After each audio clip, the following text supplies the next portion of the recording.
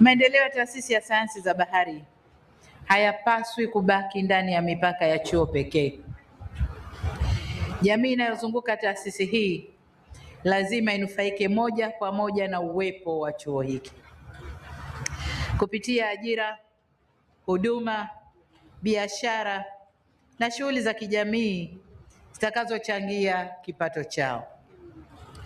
Taasisi inapaswa kuwa kichocheo cha maendeleo ya kiuchumi na kijamii kwa wananchi wa Buyu na maeneo ya jirani.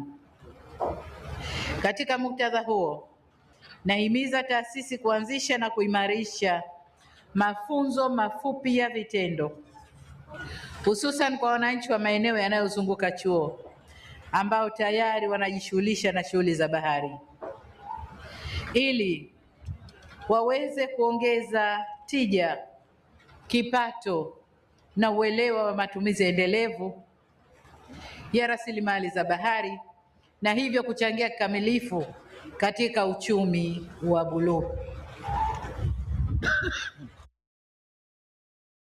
Nawahimiza pia wahadhiri na watafiti kuimarisha ushirikiano na sekta binafsi, taasisi za serikali na jamii kwa ujumla asante, ili tafiti hizi zinazofanyika hapa ziwe na matokeo ya moja kwa moja kwa maendeleo ya wananchi.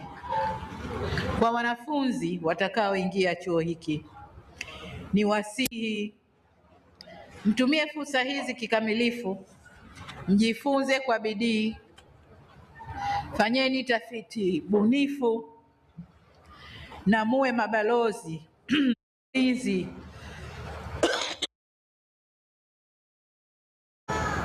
asante.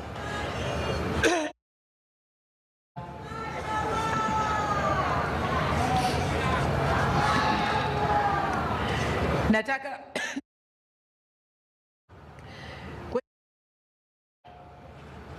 wanafunzi ni wasihi mtumie fursa hizi kikamilifu, funze kwa bidii, fanyeni tafiti bunifu na muwe mabalozi wa ulinzi na matumizi endelevu ya rasilimali za bahari.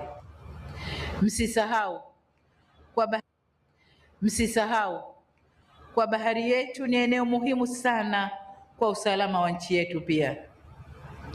Hivyo basi, mbali na mtakayofanya ndani ya maabara zenu na ndani ya majengo haya, msiache kuwa waangalifu wa chochote kigeni mtakachokutana nacho ndani ya maeneo yetu ya bahari.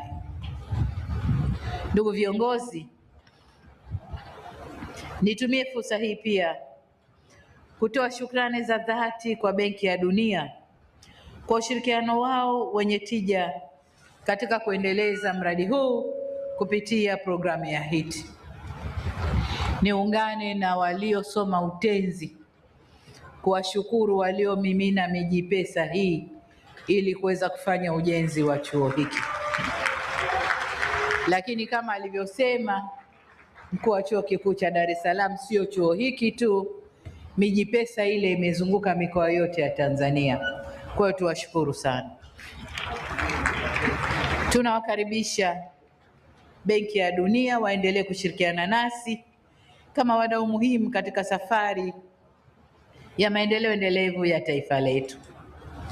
Kwa hiyo kama ulivyoomba Mheshimiwa mkuu wa chuo na Rais mstaafu, kama kutakuwa na awamu ya pili ya mradi huu wa HIT, na kama sio awamu ya pili, basi mradi tu maalum utakao tupatia fedha za kumaliza yale tuliyoyaanzisha, kwa sababu majengo ni jambo moja. Nilikuwa nanong'ona na waziri wa elimu Mkenda kwamba majengo ni jambo moja, lakini vifaa vya kuweka kwenye kampasi